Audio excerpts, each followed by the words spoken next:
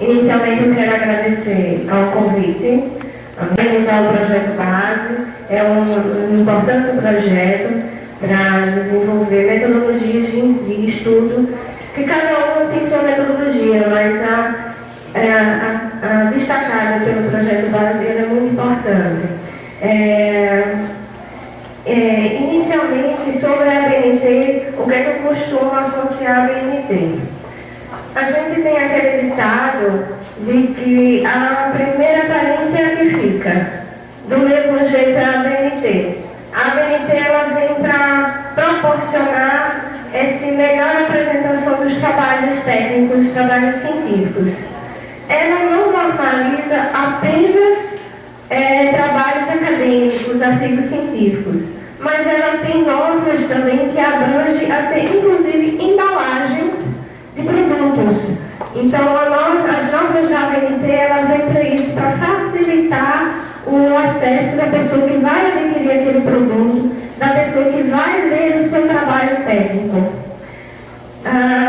Inicialmente, a ABNT é um pouquinho da história, né? Bem breve. Foi fundada em 1940 e é uma instituição privada sem fins lucrativos e é responsável, como eu disse, pela normalização de várias áreas do Brasil.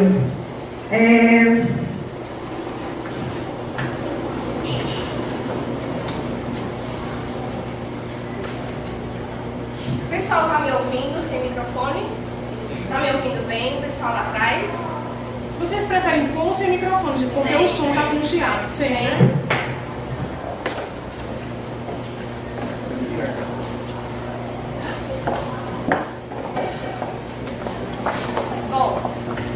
As normas que eu destaco aqui para trabalhos técnicos é a 6.022, que ela regulamenta como um artigo em publicação periódica, que é o artigo científico, a 6023, que é a de referências bibliográficas, a 6024, que é a de numeração progressiva das seções, são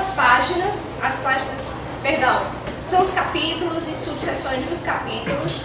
A 6024, a 6027 é um sumário, como ele deve ser apresentado, a formatação, a ordem, enfim.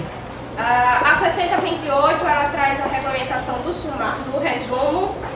A 10, 15 e 20 das citações, como ela deve ser, se deve ser direta, indireta, em notas de rodapé e etc. E a 14, 724, que é a de trabalhos acadêmicos em si. Aí está com um errozinho ortográfico, faltou o T de trabalhos, eu peço desculpas a vocês. É importante destacar a diferença entre monografia, tese, dissertação e artigo científico. Todos eles são utilizados para trabalhos de conclusão de curso. Algumas faculdades, algumas universidades, elas usam apenas a monografia a nível de graduação. O UNIP, ele dá essa opção de você usar também um artigo científico, né, que é um trabalho menor e que pode ser elaborado em dupla, em 3 pessoas. A monografia, como eu disse, é um trabalho de conclusão de curso a nível de graduação e ela pode ser um trabalho de publicação única ou ela pode abrir uma continuidade para um futuro trabalho ou continuar um trabalho anterior. A dissertação, ela é exclusiva para título de mestrado. Ela funciona da mesma forma da monografia. Para você ter o título de mestrado, você vai apresentar uma dissertação. A tese é para um nível de doutorado e pós-doutorado. Você vai fazer esse trabalho para adquirir o título de doutor ou pós-doutor. E o artigo científico, ele tanto, como eu disse, pode ser para trabalho de conclusão de curso ou para publicação em revistas científicas, que pode ser eletrônica ou física. A estrutura do trabalho. A estrutura do trabalho é composta de elementos pós-textuais, pré-textuais, textuais e pós-textuais. O os elementos pré-textuais são aqueles que vão apresentar informações sobre aquele trabalho que você está propondo. Ele tanto pode vir no artigo científico quanto na monografia, que aqui eu vou apresentar os pontos em comum entre eles, que são os mais utilizados durante a graduação. E aí, como vocês podem ver, vocês estão conseguindo ver com a luz aqui? Como vocês podem ver, ela é composta de capa, folha de rosto, folha de aprovação, dedicatória, agradecimentos, epígrafe, resumo, listas e sumários. Na monografia, ela deve vir exatamente nessa ordem, de cima para baixo. Alguns elementos são opcionais, como a folha de rosto, a dedicatórios, agradecimentos, a epígrafe. Elementos obrigatórios na monografia: folha de aprovação, resumo e sumário. As listas é um elemento opcional. Há quem diga que é recomendado fazer listas de tabelas, listas de figuras, listas de siglas, que você vai usar no seu trabalho quando há mais de 5 tabelas, mais de 5 gravuras ou fluxogramas, etc. Nos artigos científicos, de todos esses elementos pré-textuais, o resumo é o que introduz o seu artigo, o seu trabalho já formatado, certo? Quanto aos elementos textuais, é o básico de todo e qualquer texto dissertativo ou narrativo: introdução, desenvolvimento e conclusões. A palavra conclusão eu destaco que algumas pessoas recomendam, alguns orientadores recomendam considerações finais. Né? Vai depender do trabalho que você está desenvolvendo. E aí, conclusão, você pode utilizar muito quando você faz pesquisa de campo, que aí você vai concluir aquela pesquisa com a ideia que você conseguiu extrair daquele estudo de campo. E as considerações finais, a opinião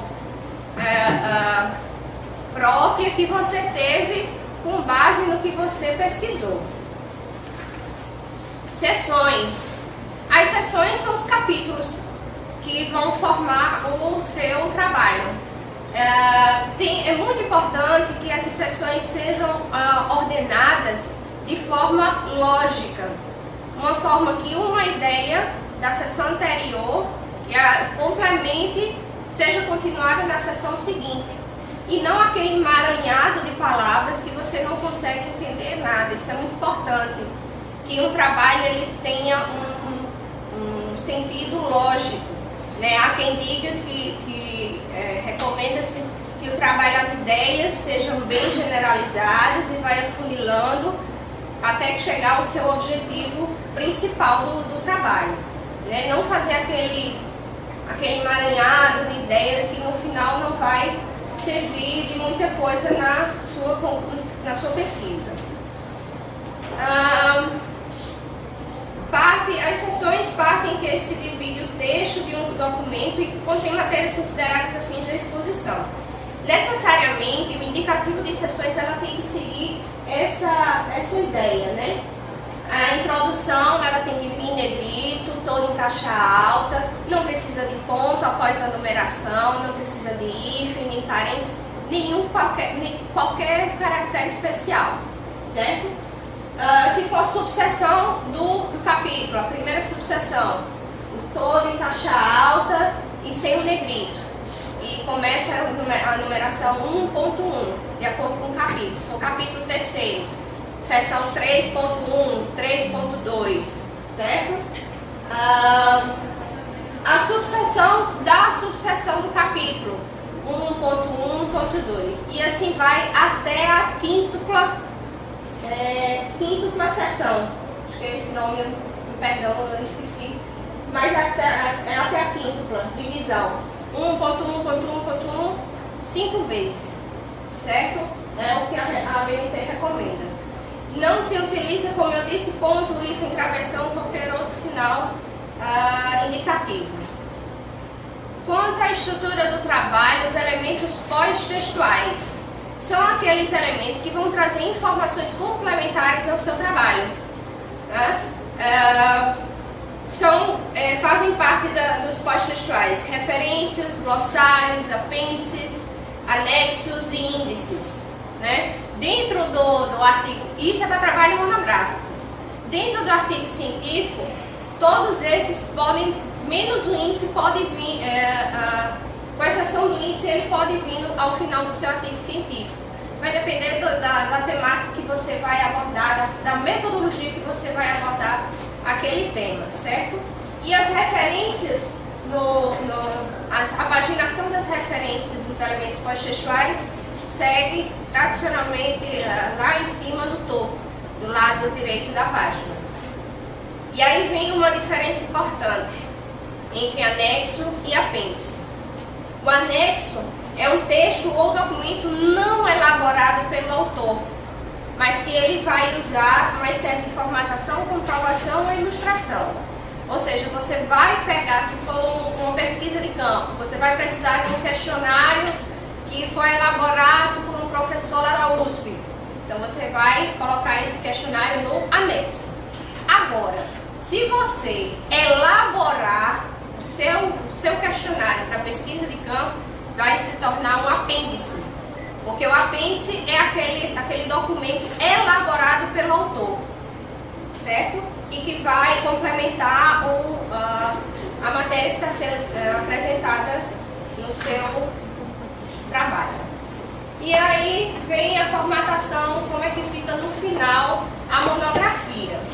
O artigo científico, ele vai iniciar com o título, do lado esquerdo, do lado direito da página, o nome do autor ou autores, que pode ser mais de um autor.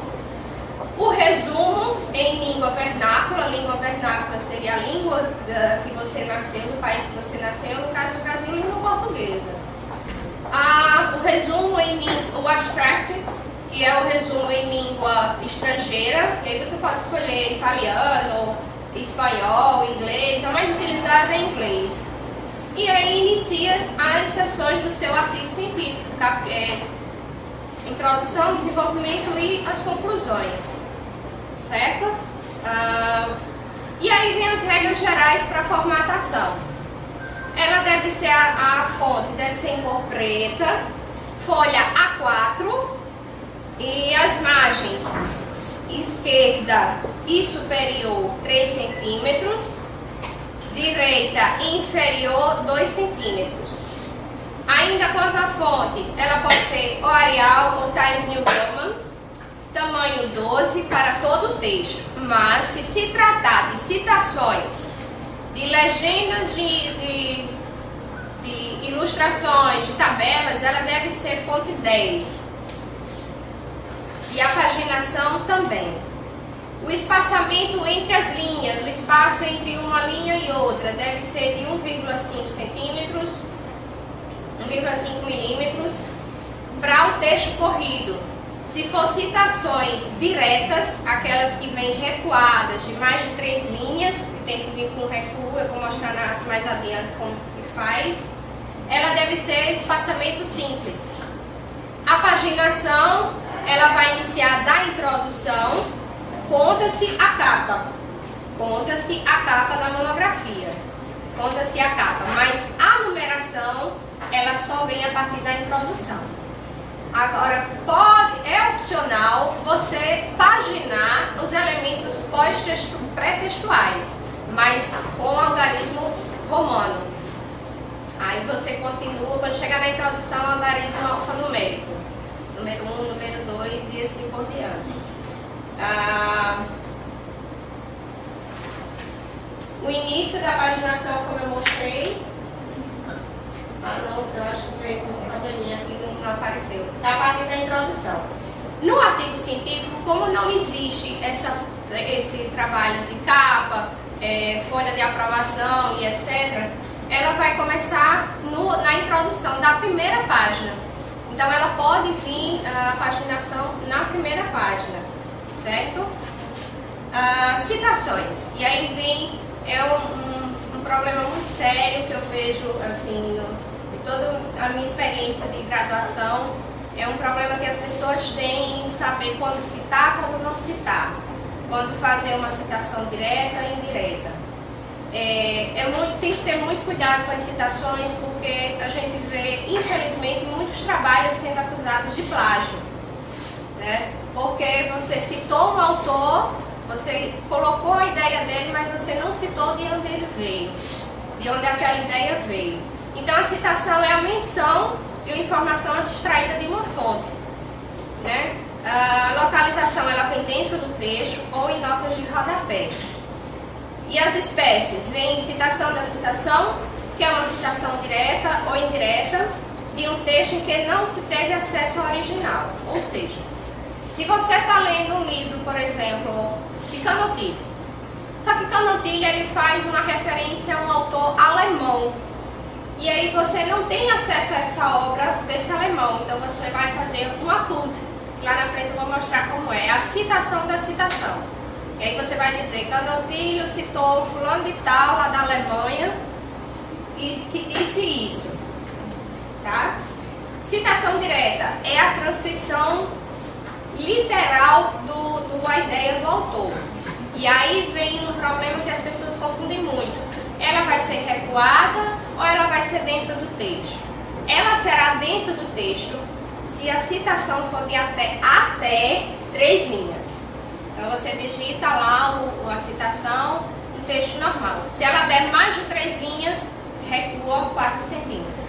Certo? E aí eu vou mostrar para vocês como é que fica. A citação indireta.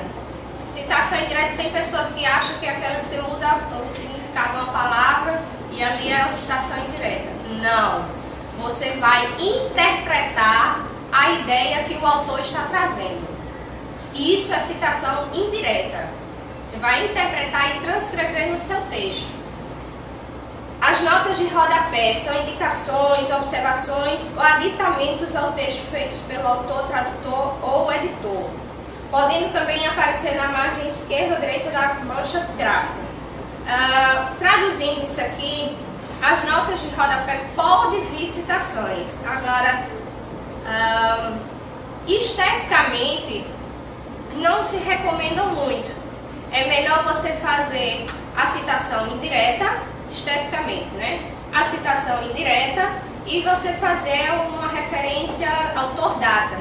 E aí lá na frente eu vou mostrar como é essa referência autor-data. Por que eu digo isso? Isso demonstra, transparece a pessoa que está lendo o seu trabalho de que você realmente leu aquela obra. Que você leu e interpretou aquela obra, aquela ideia. Você estudou, se aprofundou naquela ideia. Quando você cita a direta, recomenda-se que cite em última ratio, como a gente diz no direito penal. Se realmente não der, aquela ideia do autor está muito boa e você não quer modificar, porque é importante, você acha que é muito importante, então você faz a citação direta, certo? Independente da quantidade de linhas. Mas assim, recomenda-se, no geral, a título de apresentação para a pessoa que vai ler e vai gostar do seu trabalho, recomenda-se que você leia a sua fonte e interprete a ideia daquela fonte, certo? Aí você faz a citação indireta e a referência autor-data. Como é que faz as citações diretas? Como eu disse, até 3 linhas devem estar contidas entre aspas e dentro do texto normal, sem aquele recuo. Então, um exemplo para vocês. A Lei 8.112 de 1990 não alude a vencimentos no plural como sinônimos de remuneração. Muito importante na citação direta, pode acontecer de um autor ter destacado uma palavra.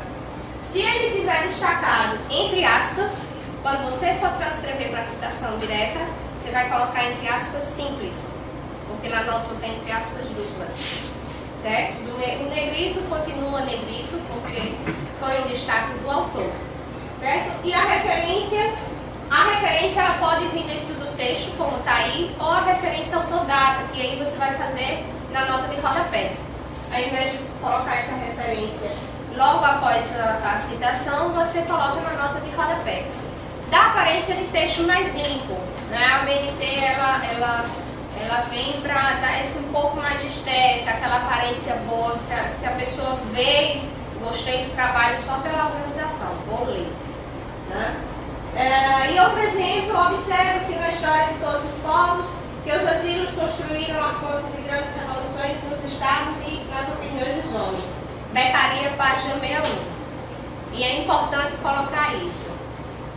O nome do autor, o ano e a página. Se você não tiver acesso à página, não tem problema. Mas os elementos importantes são os nomes dos autores, ou o nome do autor, se for só um autor, e o ano da publicação daquela obra. Né? Becaria, essa obra aí veio daquele livro dos Delitos e das Penas, né? Eu não coloquei justamente para vocês identificarem o erro, tá? As citações indiretas, e aí está mostrando a vocês como é esse recuo. Ele dá margem, dá um recuo de 4 centímetros. No meu mini curso, que eu dou um mini curso de ABNT, eu mostro a vocês como fazer isso no Word, tá? E aí vem o texto corrido normal, como é uma citação direta de mais de 3 linhas, tem que haver esse recuo. E necessariamente tem que vir o autor da obra, autor, ano e página em que você está retirando aquela citação. Tá? Não precisa de aspas duplas, porque ali você já está dando destaque ao que o autor escreveu, a ideia do autor, e depois continua ao texto normal. Tá? Notas de rodapé.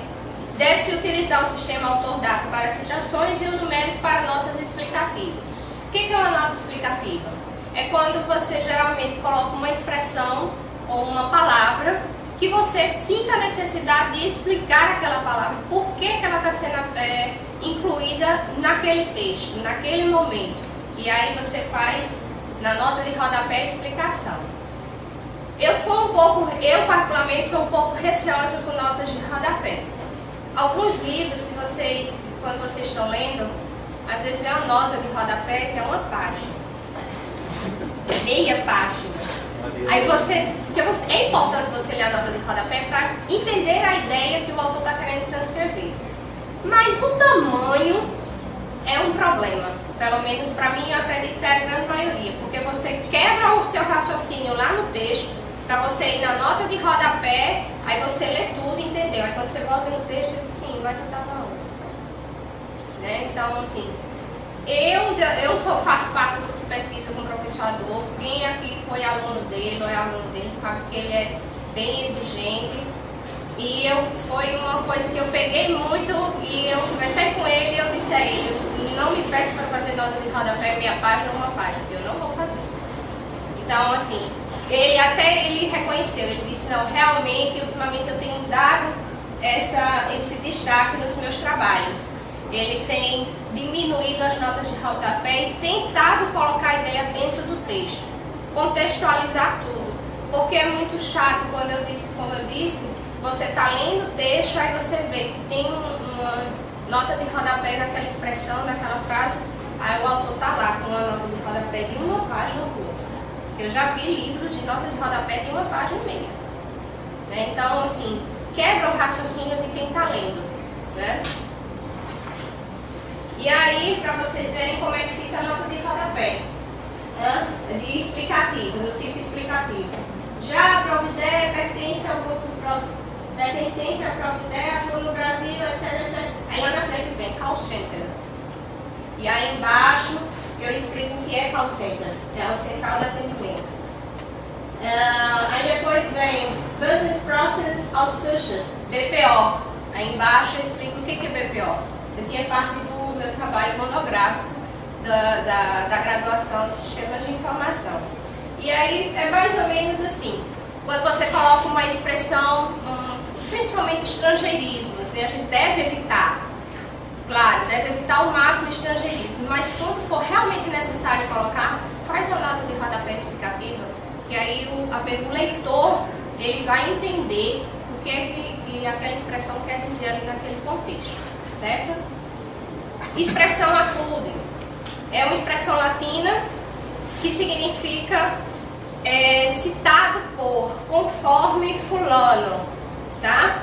E é aquilo que eu expliquei, eu dei o exemplo de Canotilho. Se Canotilho está referenciando, fazendo referência a uma ideia de um autor alemão e que você não tem acesso a essa obra alemã, então você vai fazer um apude, né? E o apude, ele tem que vir necessariamente, pode vir nessas duas linhas.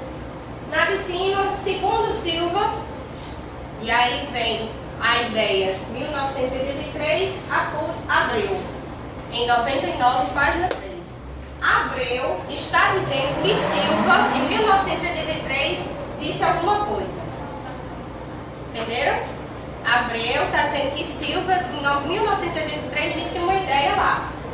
E a outra forma, aí vocês transcrevem o trecho que você quer destacar, e aí você cita as pessoas que deram origem a essa ideia, Apude, Urdan e Rodrigues, que foram quem destacou essa ideia de Balmol e Blinder, em 1983. Tá? Referências. Referências é outro problema que muita gente enfrenta, como fazer referência, como fazer a referência de legislação, referência da jurisprudência, de um livro, de um site da internet. Para cá, a ABNT, a norma 6023, ela dá um leque enorme de referências que você pode fazer. E como fazer? Quais elementos obrigatórios, quais elementos opcionais. Para esta palestra, para esta exposição, eu trouxe as mais utilizadas na graduação. Que é a legislação, a gente usa muita jurisprudência, a gente usa doutrina, a gente usa artigos científicos online ou em revistas, publicações, pessoas que deram palestras e você achou interessante aquela ideia e você vai citar aquela palestra, certo? E a formatação das referências é necessariamente dessa forma. Espaçamento simples entre as referências, paginação do lado direito da página, e aí em negrito vem sempre destacado ou o título do autor, quando for uma obra publicada, né, for um livro, você está citando um livro, você vai colocar em negrito o título do livro, certo? Os nomes dos autores. Sempre vem primeiro o último sobrenome dele. Nesse caso, eu citei Rogério Sanches Cunha. O último sobrenome é Cunha, vírgula, Rogério Sanches. Ponto. O nome da obra dele, em negrito. A cidade, a editora, cidade, dois pontos, a editora e o ano. Essa é a formatação básica de uma referência de um livro ou doutrina, tá? De um trabalho monográfico, monografia, etc. Quando for, no caso, esse GHX Comunicação, quando você não tiver acesso ao nome do autor daquele texto publicado, daquele artigo publicado, então você vai dar destaque à organização, à empresa, à instituição que está publicando aquilo, né? Então uma pessoa lá publicou em nome da GHX Comunicação este artigo, certo? O artigo por quanto tempo podemos sobreviver sem comer? Veja casos, o ano, e aí é link de internet. Você tem que colocar disponível entre colchetes, você coloca o link. Você copia e cola o link lá do browser. E o acesso. O dia em que você acessou aquele artigo. Tem que ser o primeiro dia. Se eu acessei o artigo hoje, eu tenho que colocar 15 de maio de 2015. E aí a abreviação dos meses é sempre os 3 primeiros algarismos 6 primeiras letras do mês. Então, maio, fevereiro, FEV, março, MAR, etc. E o ano de publicação.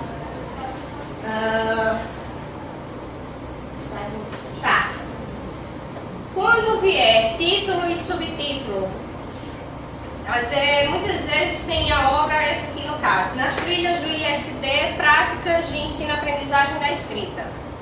Então, o título dessa obra é Nas Trilhas do ISD e o subtítulo, Práticas de Ensino-Aprendizagem da Escrita. O título ele tem que vir em negrito e o subtítulo sem o negrito, necessariamente. tá? E a formatação justificada é muito importante sempre. Todo texto tem que vir justificado. Às vezes eu sou monitora da disciplina de introdução e eu dei aula de ABNT para os alunos que estavam fazendo o trabalho sobre o caso dos exploradores de caverna. E eu dei minuciosamente a aula, destaquei muito a justificativa, mas quando eu recebi os trabalhos para corrigir, ia texto assim. Parecia a onda do mar, aquela calçada de Copacabana.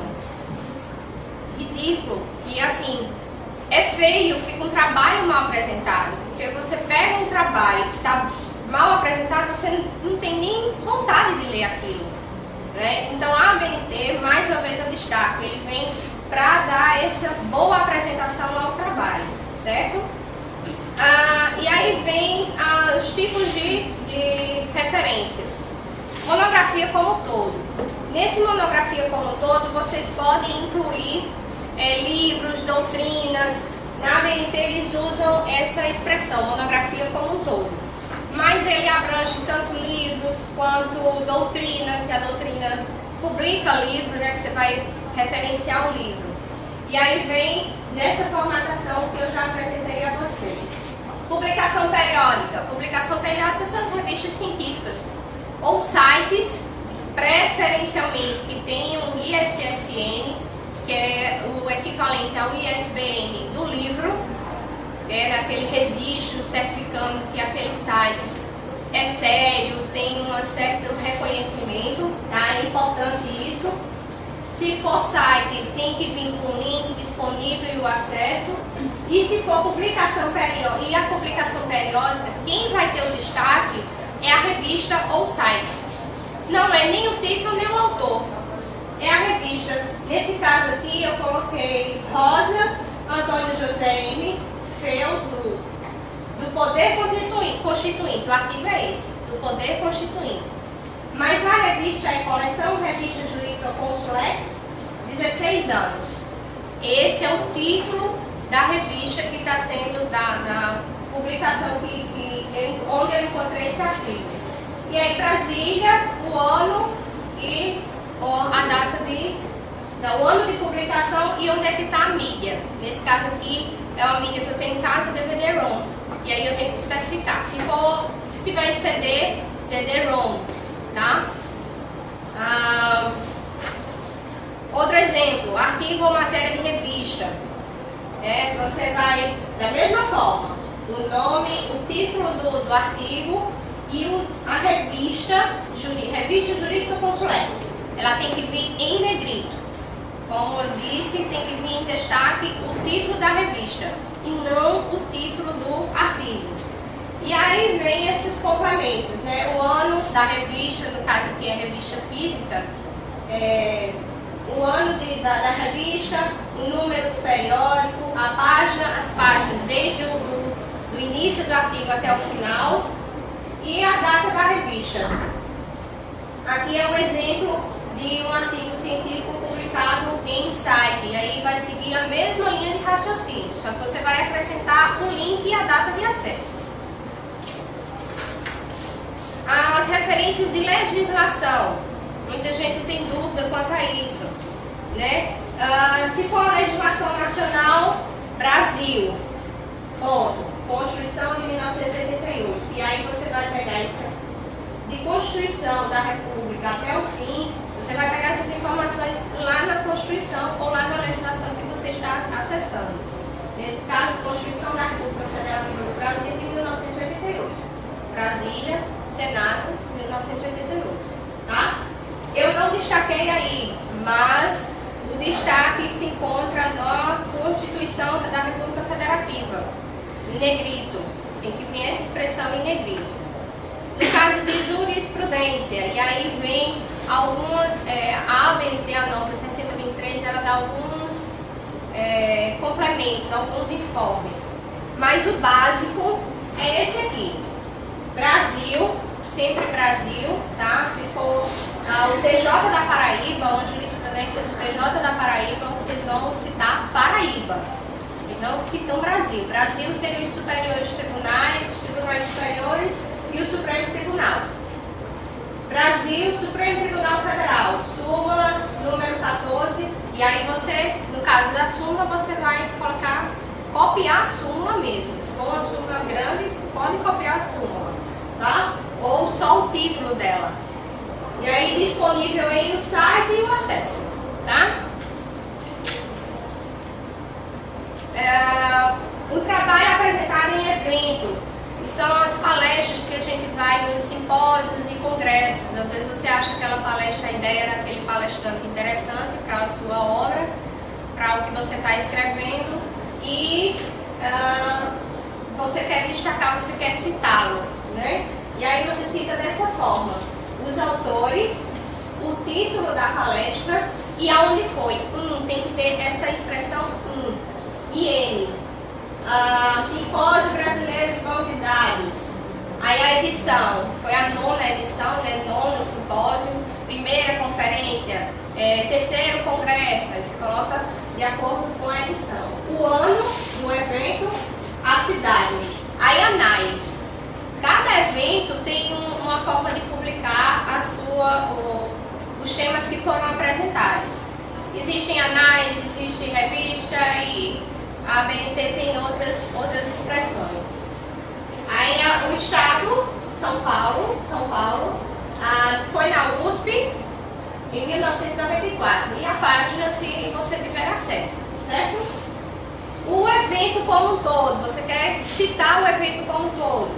E aí você coloca o título do evento, a edição, 3º congresso, 3ª reunião, no caso aqui está a 20ª reunião anual da Sociedade Brasileira de Química, em 1997. A cidade que ocorreu e Química, Academia, Indústria e Sociedade, que é o título do evento, né? O tema do evento, tema e o subtema, Academia, Indústria e Sociedade, livro de resumos. Cidade, São Paulo, Sociedade Brasileira de Química, que foi ela que publicou, em 1997. Bom, pessoal, é isso. Eu agradeço a atenção de todos e a paciência. Se vocês quiserem mais detalhes, eu estou disposta a dar mini-cursos, que eu dou mini-cursos da ABNT, e aí lá a gente vê na prática como fazer no Word. É importante, algumas pessoas têm dificuldade de usar isso, é natural, nem todo mundo tem facilidade com computadores e etc. E também, para quem. Tem alguém aqui em grupo de pesquisa? Levanta a mão em grupo de pesquisa. Tá. Para os outros também é importante. Para quem está em grupo de pesquisa, esse livro de Regina Celi Mendes Pereira é uma professora da Federal. Esse livro é muito importante para desenvolvimento da escrita, para quem está em grupo de pesquisa, para a gente desenvolver melhor, escrever melhor. E nesse livro ela dá todas algumas dicas muito boas. Ele está à venda a R$30. Eu trouxe alguns aqui, se vocês tiverem interesse, vocês podem adquirir ele, tá? E só, agradeço a todos, muito obrigada.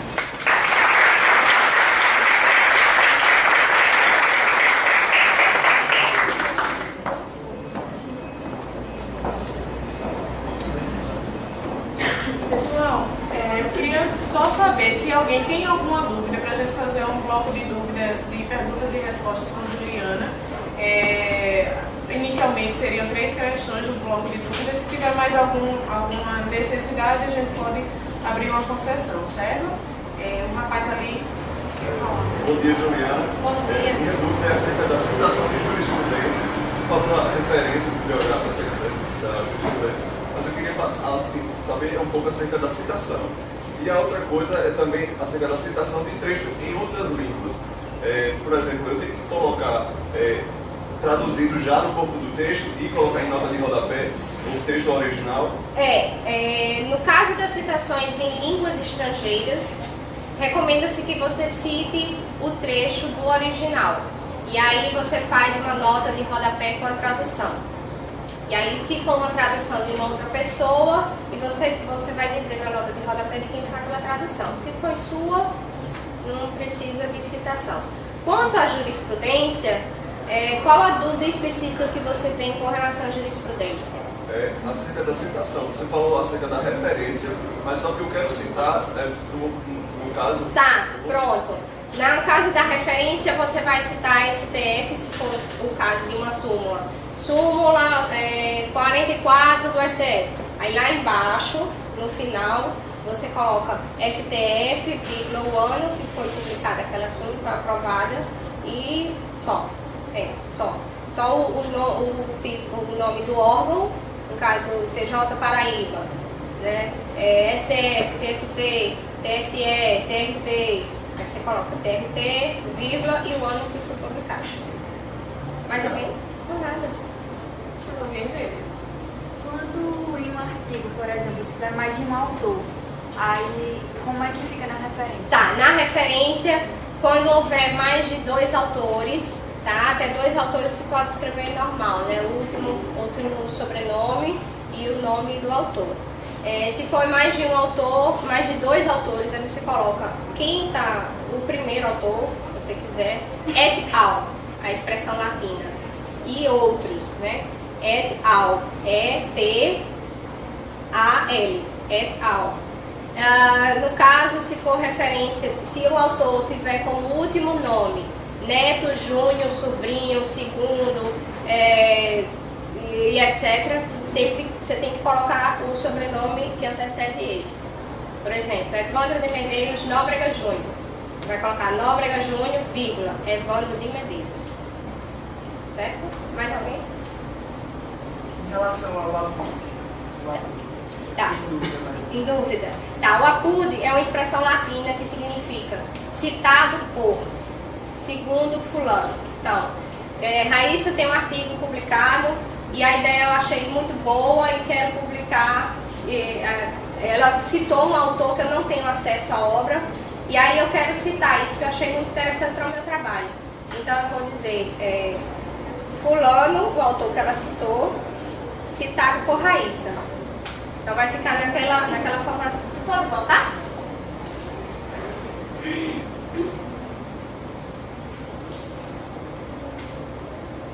Isso aí. Tá? Então, não. Isso. Então vai ficar mais ou menos assim.